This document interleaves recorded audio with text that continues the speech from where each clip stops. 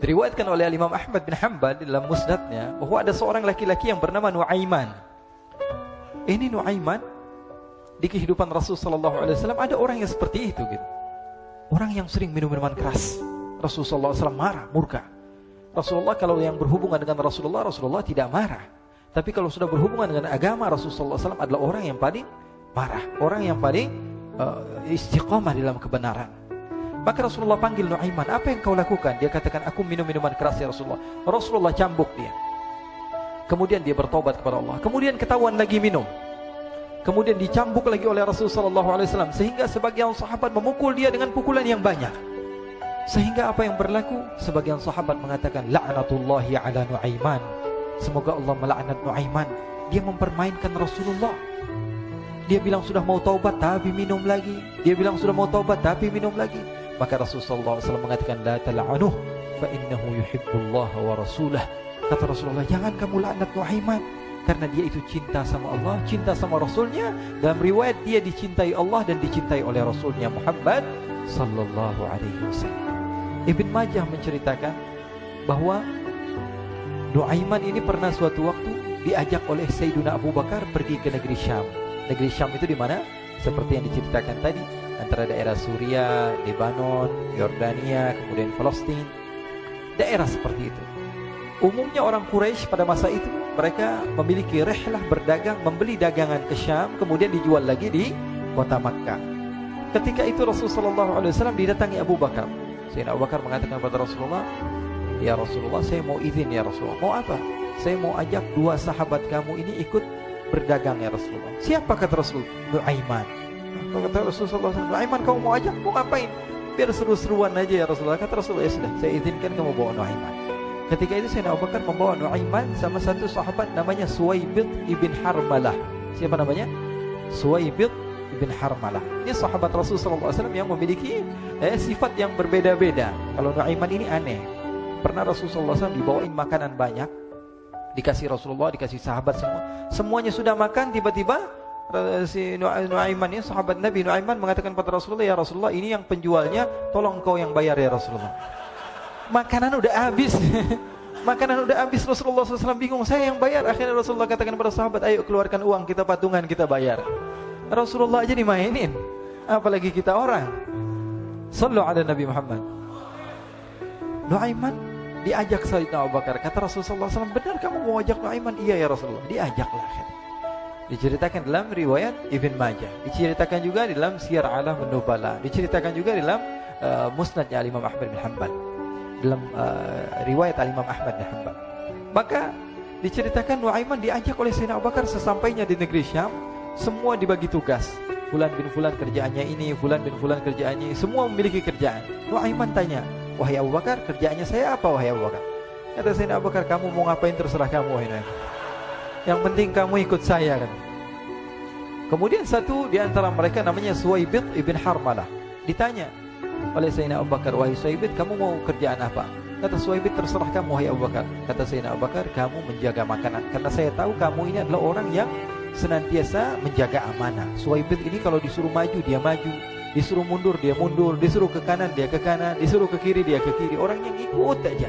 Kalau Nuaiman beda, disuruh maju dia ke belakang, kasih sen kanan ke kiri belok. Nuaiman itu orang yang berbeda.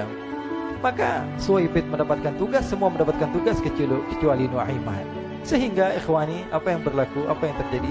Sayyidina Abu Bakar pergi sibuk dengan kesibukannya, sehingga datanglah waktu siang. Nuaiman sudah lapar. Nuaiman cari makanan. Dia nggak punya uang, diajak Sayyidina Abu Bakar tapi tidak diberikan uang. Sehingga dia cari-cari makanan. Dia tahu Suwaibid yang jaga makanan. Dikatakan, wahai Suwaibid, saya mau makan, berikan kepada saya satu roti saja. Yang terpenting apa? Saya makan sekarang, saya sudah lapar. Kata Suwaibid, ya Allah Nuaiman, kita tunggu Abu Bakar saja sehingga dia datang, karena ini amanat. Amanat dari Abu Bakar, saya tidak boleh berikan kepada siapapun kecuali atas izin Abu Bakar. Kata Nuaiman, kasih saya makanan, kalau tidak saya bikin masalah sama kamu. Merah wajahnya Suwaibid, karena dia tahu, jangankan saya, Rasulullah aja dimainin. Bingung, apa yang harus saya lakukan? Akhirnya Nuaiman bilang, gampangannya aja, kata Nuaiman, kamu kasih saya makanan, atau kalau tidak saya bikin masalah sama kamu. Bingung Suhaib pikir panjang. Setelah itu dia katakan, ya sudah Nuaiman, saya tetap mau jaga amanah Abu Bakar, karena saya takut ini adalah perintahnya Allah, perintahnya Rasulullah SAW, dan perintah daripada Abu Bakar sahabatnya Nabi. Kata Nuaiman, kalau memang begitu kamu maunya, ya sudah, berarti kamu ngajakin berantem sama saya. Nuaiman pergi ke pasar. Dia cari-cari tempat penjualan hamba sahaya. Dia lihat-lihat beberapa hamba sahaya. Ini berapa harganya? Ini katanya 10 qalanis. Ini berapa? Ini harganya, hitungan orang zaman dahulu. Kita sih hitung seperti dirham, berapa ratus dirham gitu. 200 dirham. Yang ini berapa? 300 dirham. Yang ini berapa harga hamba sahaya? 300 dirham. Harganya antara 300, 200 sampai 100. Kemudian Nuaiman mengatakan kepada penjual hamba sahaya tersebut, saya punya juga hamba sahaya, tapi saya jual cuma 20 dirham saja, murah. Katanya, apa benar ada hamba saya harganya segitu? Iya, karena dia punya aib, ada kekurangan. Apa? Nanti kalau kalian tangkap, dia bakalan teriak, saya ini bukan hamba sahaya tapi orang merdeka. Akhirnya semua orang berkumpul mau beli. Ini Nuaiman sama Nuaiman diajak ke Suhaib bin Harmalah tadi. Kata Nuaiman, itu ada orang yang berdiri sedang menjaga makanan, itu hamba sahaya saya, tangkap saja. Oh baik. Diberikan uang 20 dirham, dimasukkan oleh Nuaiman ke kantongnya, kemudian Suhaib ditangkap. Ketika ditangkap, Suhaib teriak, saya bukan hamba saya orang merdeka. Maka orang-orang tersebut mengatakan, saya sudah tahu kekurangan kamu. Ini memang kekurangan kamu, memang kamu, tapi saya tidak perlu dengan bacot kamu, yang penting kerjanya kamu gitu. Ya kan hamba saya untuk apa? Untuk kerja. Mau dia ngomong apa, mau ngomel terserah, yang penting dia mau kerja. Akhirnya ditangkaplah Suhaib dan dijual di pasar. Nuaiman punya uang banyak ini. Dia beli makanan, dia beli minuman, dia beli hadiah buat Rasulullah. Dia beli macam-macam di negeri Syam ini. Waktu itu adalah superpower, adidaya Romawi. Pada masa itu semua barang mahal, tapi Nuaiman banyak uangnya. Dia belanja ini, belanja itu, sehingga Sayyidina Abu Bakar pun pulang. Ketika Sayyidina Abu Bakar pulang, Sayyidina Abu Bakar cari, mana ini Suhaib? Kita semua sudah lapar. Kata Nuaiman dengan mudahnya dia mengatakan, sudah saya jual wahai Abu Bakar. Maka Sayyidina Abu Bakar bertanya, apa yang kau lakukan wahai Nuaiman? Diceritakan oleh Nuaiman dengan jujur. Nuaiman ini orangnya apa adanya, tapi nyusahin. Saya jual. Akhirnya dibawa oleh Nuaiman, Sayyidina Abu Bakar pergi ke mana? Ke pasar. Lalu dibeli lagi oleh Sayyidina Abu Bakar As-Siddiq, Suhaib yang tadinya orang merdeka menjadi hamba sahaya sebentar, kemudian dibeli lagi oleh Sayyidina Abu Bakar. Pulang ke Madinah, kisah ini diceritakan di hadapan Rasulullah SAW. Maka perawi mengatakan, fadhahikan nabiyyu hatta badat nawajiduhu.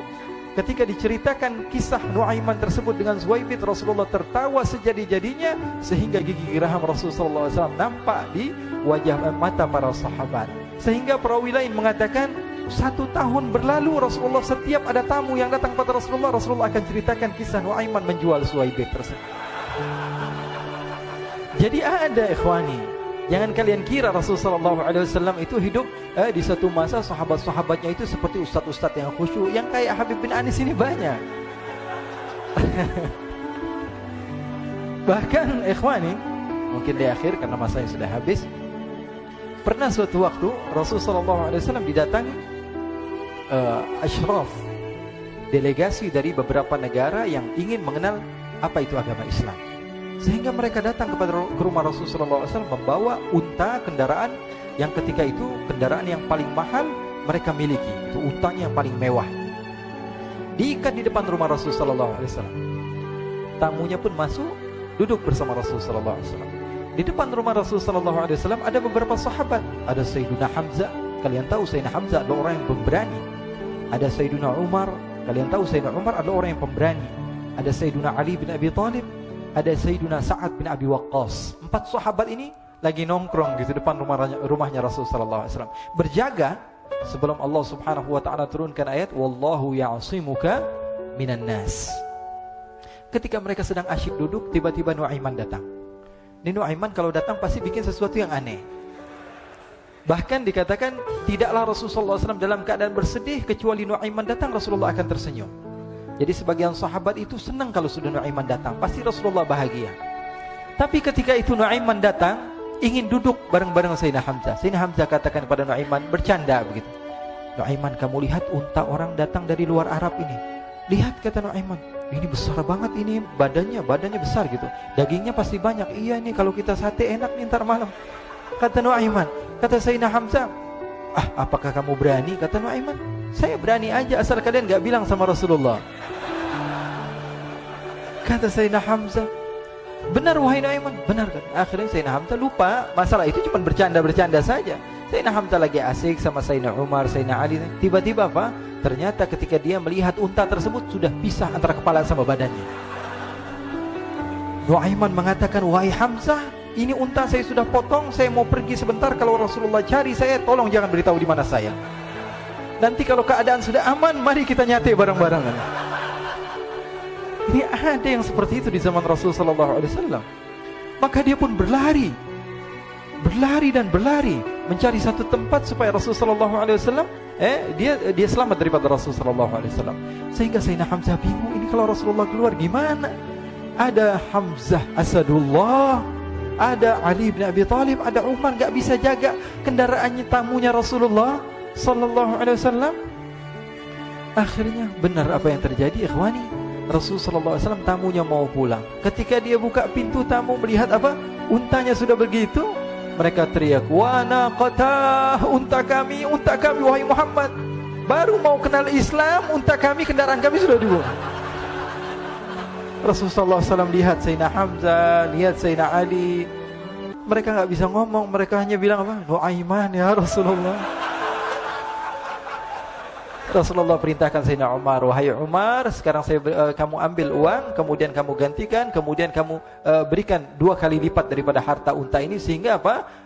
Agama Islam tidak didengar dengan sesuatu yang tidak baik di luar sana. Akhirnya diberikan harta, diberikan unta yang baru dan diberikan harta yang lebih untuk orang tersebut, sehingga orang tersebut tidak menjelek-jelekkan agama Islam. Kata Rasulullah SAW, dan sekarang waktunya kita balas dendam sama Nuaiman.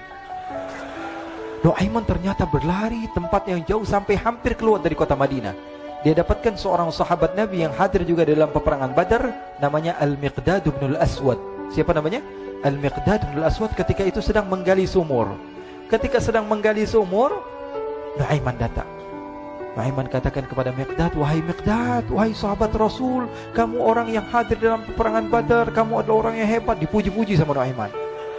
Ada maunya ini. Akhirnya dia bilang, wahai Miqdad, tolong saya. Kenapa wahai Nuaiman, kamu ini kekasihnya Rasulullah, orang yang disayang sama Rasulullah. Kenapa? Saya ini sedang dikejar-kejar orang jahat. Tolong selamatkan saya. Saya pengen masuk ke dalam sumur, boleh atau tidak? Kata Miqdad, siapa yang mengejar kamu? Pokoknya saya dikejar sama orang-orang. Kamu mau atau tidak selamatkan saya? Kata, ya sudah, selagi kamu itu adalah sahabat Nabi, silahkan kamu masuk.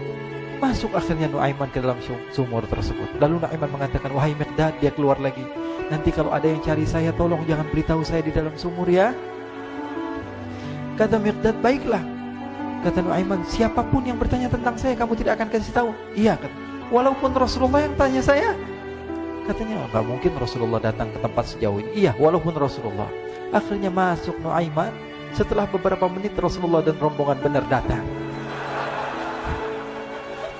Miqdad bingung ini. Ini kenapa Rasulullah datang ke RW kami ini?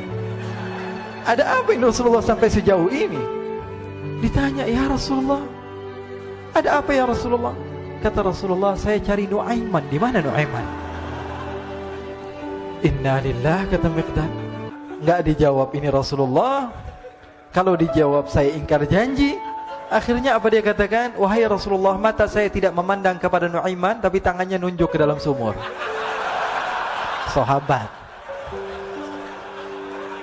Apa dia bilang? Mata saya tidak melihat kepada Nuaiman, tapi tangannya nunjuk ke sumur. Akhirnya dibuka sama Rasulullah, Nuaiman muncul. Kata Rasulullah, Nuaiman, kamu bikin malu saya, wahai Nuaiman. Ya Rasulullah, yang bersalah bukan saya, tapi orang yang mencari saya bersama kamu, ya Rasulullah. Akhirnya Rasulullah nengok, siapa? Ternyata Nuaiman sudah lari kabur. Sallu ala Nabi Muhammad. Kisah-kisah seperti ini sebenarnya banyak sekali, ya. Ini menunjukkan kepada kita bahwa kehidupan Rasulullah itu begitu indah. Rasulullah SAW, kalau kamu mau menjadi orang yang baik, contoh Rasulullah. Mau menjadi bapak yang baik, contoh Rasulullah. Mau menjadi pemimpin peperangan yang baik, Rasulullah. Mau menjadi murid yang terbaik, contoh Rasulullah. Bagaimana akhlak Rasulullah. Mau menjadi suami yang baik, contoh Rasulullah. Dalam segala hal, apapun itu Rasulullah SAW adalah makhluk yang paling terbaik.